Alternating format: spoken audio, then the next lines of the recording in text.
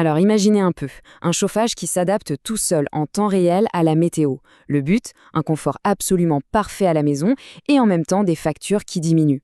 Eh bien c'est exactement la promesse de ce qu'on appelle la loi d'eau. C'est un peu le cerveau caché d'une pompe à chaleur et on va voir ensemble pourquoi ce réglage est si essentiel. Juste avant de plonger dans le sujet, on remercie notre partenaire 4S Énergie, les experts de l'installation et de l'entretien de pompes à chaleur et de systèmes de clim qui rendent cette explication possible. Avoir une maison toujours à la température idéale, voir ses factures d'énergie baisser, et tout ça sans avoir à toucher au thermostat en permanence. Ça sonne presque trop beau pour être vrai, non?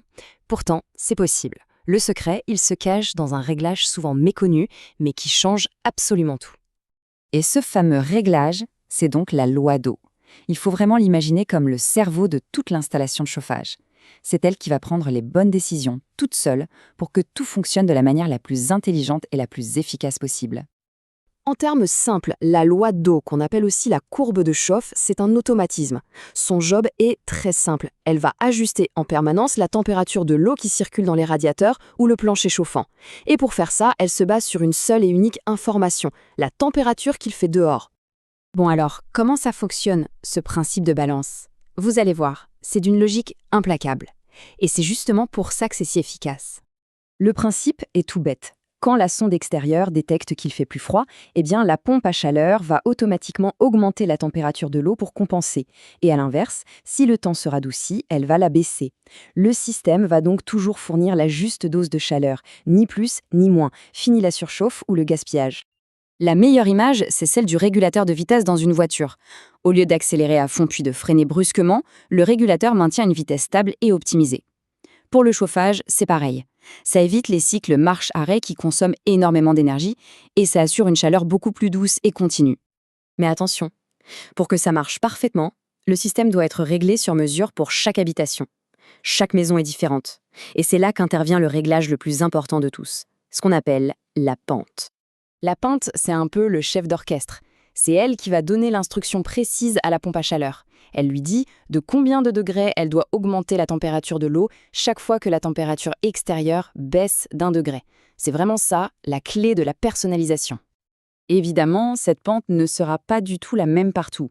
Par exemple, un plancher chauffant moderne, qui fonctionne avec de l'eau à basse température, va avoir besoin d'une pente très faible. À l'inverse, si on a de vieux radiateurs en fonte qui ont besoin de beaucoup de chaleur pour être efficaces, il faudra une pente bien plus forte. Tout dépend du type d'émetteur de chaleur. Et tout ça, ça nous amène à une question très importante. Vu que ce réglage est si précis et si déterminant, est-ce que c'est une bonne idée d'essayer de le faire soi-même? Alors là, la réponse doit être très claire, non, surtout pas. En fait, un professionnel certifié RGE, c'est-à-dire reconnu garant de l'environnement, ne va pas se contenter d'appliquer une formule magique. Il va faire une analyse complète. Le niveau d'isolation, la région où se trouve la maison, le type de radiateur, la surface, et même si la pompe à chaleur est bien dimensionnée au départ. C'est cette vision d'ensemble qui permet de trouver le réglage parfait. Si on essaye de régler cette pente au hasard, on risque à coup sûr de tomber dans l'un de ces deux pièges. Soit on aura un inconfort permanent parce que le chauffage ne sera jamais bon, soit on va provoquer une surconsommation d'énergie parce que la pompe à chaleur va fonctionner par à-coups. Dans les deux cas, on est perdant. Voilà pourquoi c'est un travail qui doit absolument être confié à un artisan qualifié. La certification RGE, c'est justement la garantie que le professionnel maîtrise ces sujets de rénovation énergétique et qu'on peut lui faire confiance pour un réglage optimal. Alors, ok, une fois que ce réglage est fait dans les règles de l'art, par un pro, qu'est-ce qu'on y gagne concrètement? Eh bien, les bénéfices sont bien réels et ils sont même mesurables. Le premier avantage, et celui qui frappe le plus, c'est l'économie. Un réglage optimal de la loi d'eau, ça peut faire baisser la consommation liée au chauffage de 15 voire 20%.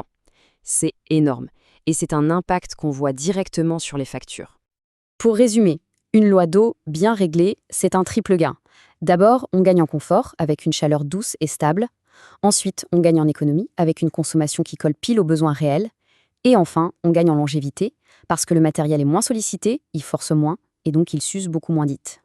La question à se poser est donc assez simple. Le système de chauffage installé chez soi est-il vraiment optimisé à 100%? La loi d'eau, c'est sans doute le tout premier paramètre à faire vérifier par un professionnel. C'est la meilleure façon de s'assurer qu'on tire le meilleur de son installation et qu'on profite enfin de cette double promesse, le confort absolu et les économies.